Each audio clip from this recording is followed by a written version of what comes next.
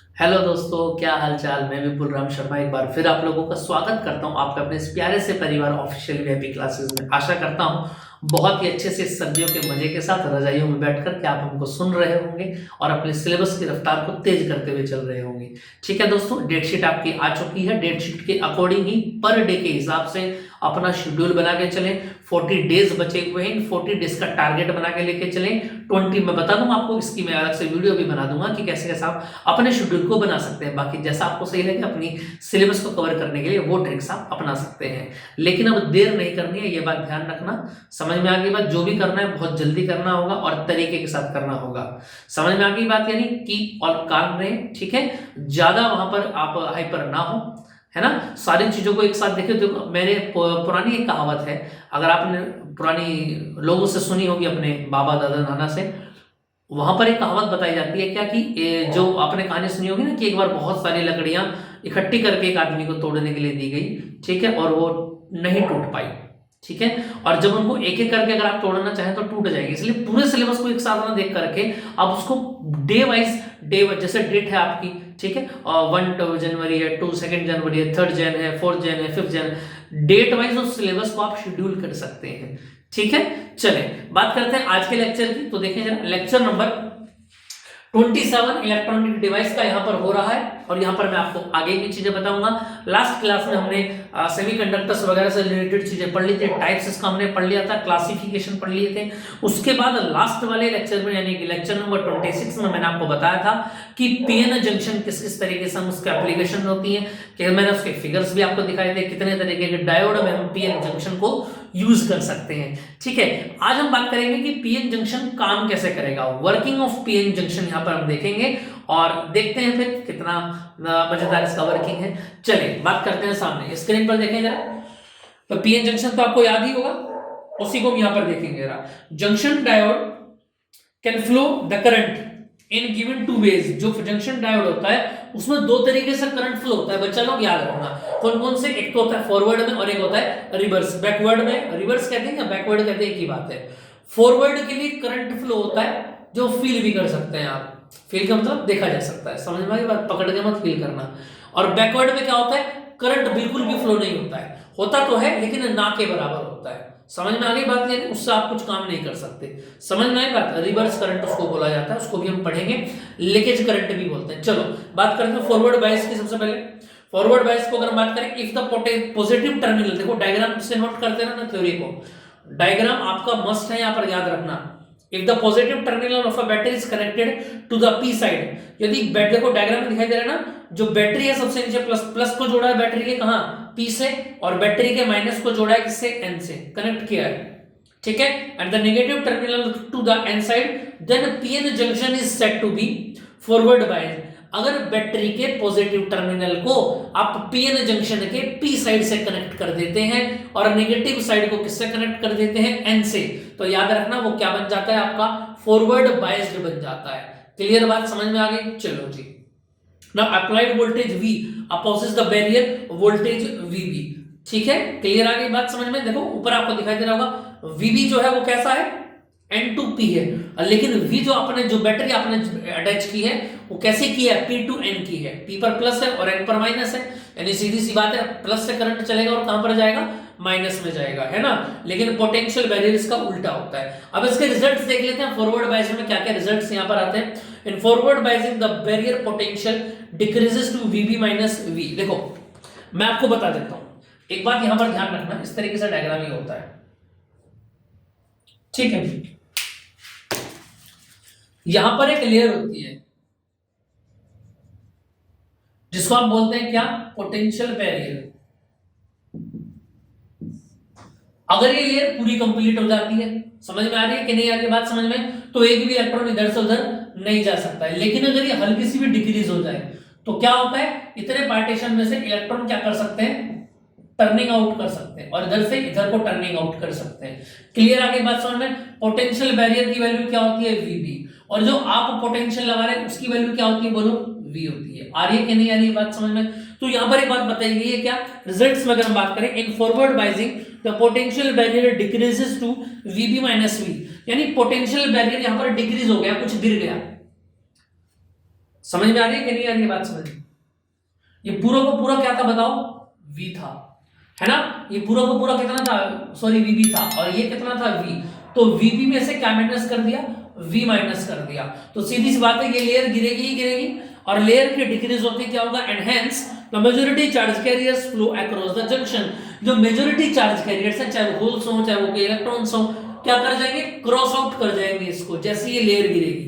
समझ में आ गई बात। अब देखें आगे की अगर मैं बात करूं, सेकंड पॉइंट यहां पर देखेंगे, diffusion of electron and holes into the depletion layer decreases its wide. यानी इलेक्ट्रॉनों का जो डिफ्यूजन है, इलेक्ट्रॉन और होल्स जो इधर से लेफ्ट से राइट और राइट से लेफ्ट में जाएंगे, ये क्या प्रोड्यूस कर देंगे, यहाँ पर डेप्लीकेशन लेयर की वाइड को क्या कर देंगे, कम कर देंगे।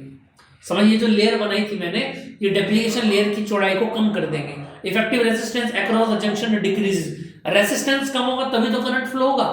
अगर मैं पूछूं आपसे टोटल करंट कितना होगा, यहां पर देखना जरा, तो स्क्रीन पर दिखाया जा रहा है कि टोटल करंट कैसे बनेगा। देखो जरा, यहां पर बताया जा रहा है होल डिफ्यूजन करंट, भाई होल्स के डिफ्यूजन से जो करंट प्रोड्यूस होगा और इलेक्ट्रॉन के डिफ्यूजन से जो करंट प्रोड्यूस होगा, वो दोनों के दोनों कंबाइन होकर के क्या बनाएंगे, टोटल करंट यहां पर बनाएंगे। आ रही है कि नहीं आ रही है बात समझ में, इतनी बात क्लियर है। चलिए बात करते हैं आगे। अब देखें ये आपको क्लियर हो गया होगा, इसका स्क्रीनशॉट आप लेना चाहें तो स्क्रीनशॉट इसका आप ले सकते हैं, बाकी पीडीएफ इसकी आपको मिल जाएगी। क्लियर है, चलिए चलो आगे की बात को स्टार्ट करते हैं। इतना क्लियर हो गया होगा। ये था आपका फॉरवर्ड बाइजिंग, है ना। और याद रखना फॉरवर्ड बाइज्ड के लिए ही करंट फ्लो होता है हमेशा, रिवर्स के लिए नहीं होता है।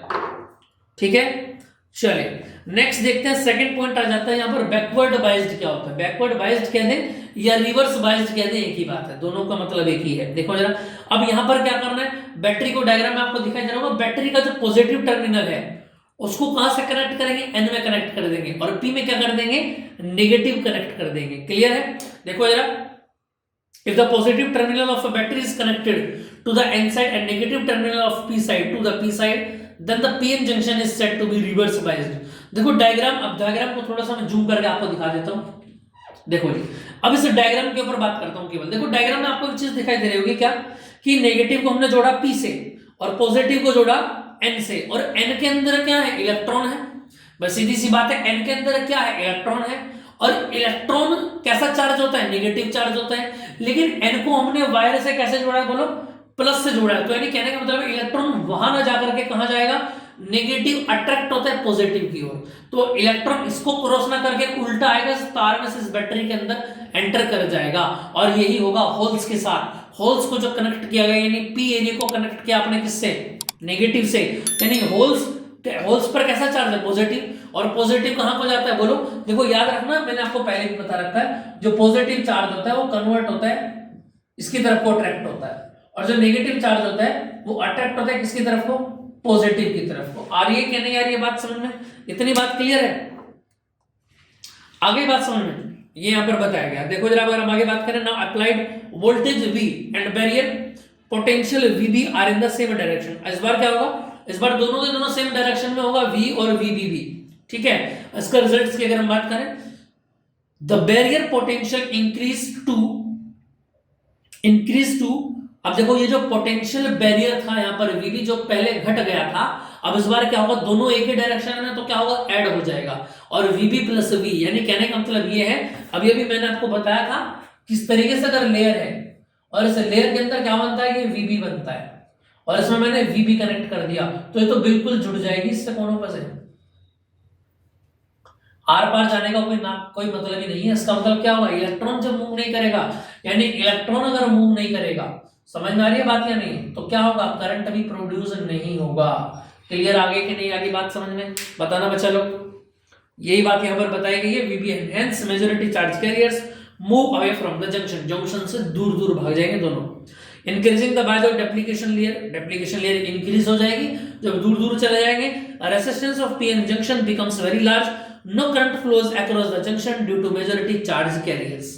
समझ में आ गया, कोई भी करंट यहां पर फ्लो नहीं होगा। देखो जो करंट फ्लो होगा ना, वो रिवर्स करंट होगा, और रिवर्स करंट बहुत ही नाम मात्र का होगा, जिसको आप ना तो मेजर कर सकते हैं, ना ही यहां पर आपको वो क्लियर दिखाई देगा। ठीक है, इसी रिवर्स करंट को मैं बता देता हूं क्या होता है। देखो नेक्स्ट हेडिंग आपको दिखाई दे रही होगी, नोट में लिखा हुआ है क्या, लीकेज करंट और रिवर्स करंट। और क्या लिखा हुआ है इसके बारे में देखना जरा।